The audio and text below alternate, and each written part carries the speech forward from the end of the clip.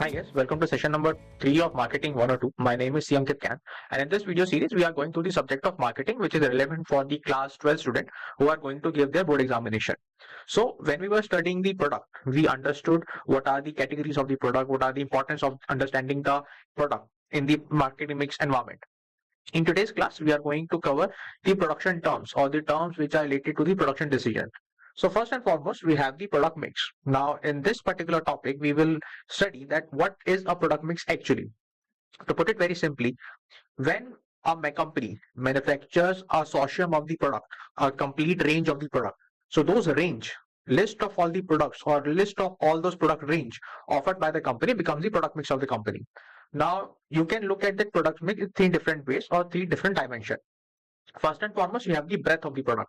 That is the number and the variety of the product manufactured by a single manufacturer. For example, take the example of LG, Life's Good.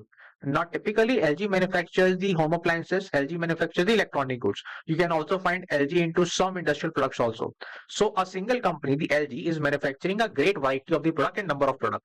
Then you have the depth of the product. So, depth of the product, you can understand from a single product, how many product line are there. So, for example, LG is manufacturing a television.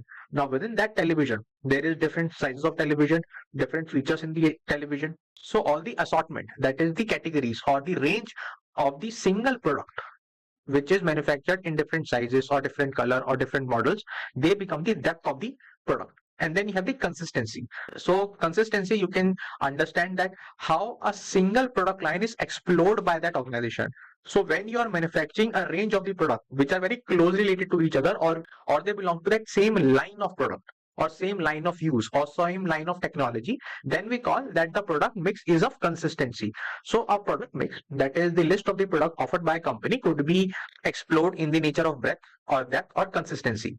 Second, we have the product line itself. Now you can understand product line from the depth of product mix also. When we say product line, basically we're trying to say how many products are manufactured by a single company, not the number of products, but the categories of product.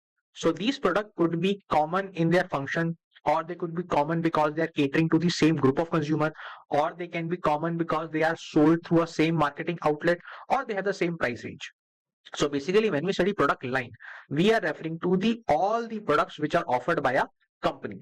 Then we have the product positioning.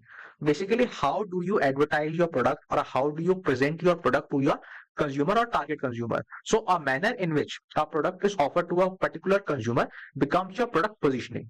For example, when we saw the WagonR being promoted, so people who manufactured WagonR car, they promoted as a car which is a compact car and which caters to the urban population. It's a small car, it's a compact car, it's a safe car, it's a budget car. So it is able to provide these services to the urban population.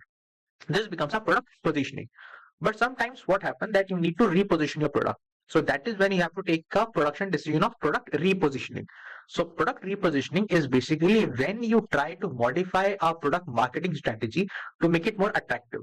Now, either you want to take some competitive edge or you want to cater to a new group of customers. This is why you take up the process of product repositioning. So you can either explore the product quality, or you could change the product design a little bit. We see that WagonR car is being redesigned for at least third or fourth time now. Why? Because now you want to reposition that WagonR car to that new group of customers who are looking for a more attractive looking car, a more aesthetic looking car. Or you provide some additional product support services.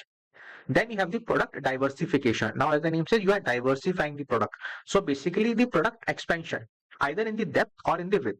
That is, either you are exploring a new product line or you are exploring a different kind of product within the same product line. So basically you add new product in the already existing product line is your product diversification. Then you have the product modification.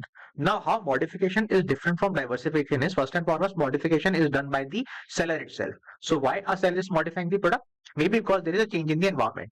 We saw the cars which were being sold with the fuel based engine. Now they are being modified or now they are being changed to accommodate the electric vehicle. Why? Because we have realized that yes, there are certain people who want to buy that electric vehicle. So we saw the cars which were being manufactured with the petrol variant are now coming with the CNG variant or electric vehicle variant. So that is the product modification. You change the existing product to suit the changing demand of the consumer. And then after the product modification, we have product standardization. I think it's very common thing. A product is being standardized.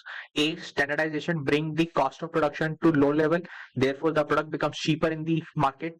Second, because there is a standardization process, so the innovation in the product or the varieties of the products are very limited in nature. You are able to manufacture a uniform quality so that all the redundant varieties are reduced from the product, and the production line could be streamlined. And obviously, most of the time product standardization is done to bring down the cost of production and for mass production. And finally, you have the product elimination. After all this thing, sometimes it may happen that producer may realize that some products are not relevant in the market now. Maybe because they're out of fashion, maybe because the cost of production has gone up, maybe because the consumer are finding a better and much more improved alternative for that product. So when you withdraw an unmodifiable or unimprovable product, obviously you want to improve the current product because it saves you from the additional production process. You can only modify your production process a bit so that a modified product can be sold in the market. But what happens when a product is unmodifiable? What happens when the product cannot be improved any further and you do not find any customer for that product in the market? So the obvious decision is to replace that product. This is the process of product elimination, replacing the product by any other profit generating product. These are the production decisions, these are the product decisions which a company needs to make. I hope you like this video. If you did, please like, share and subscribe to my channel. You can also see Marketing 101 series, and if you guys are interested in learning macroeconomics, I have a separate playlist for that as well. Please like, share and subscribe to my channel. Thank you so much for watching.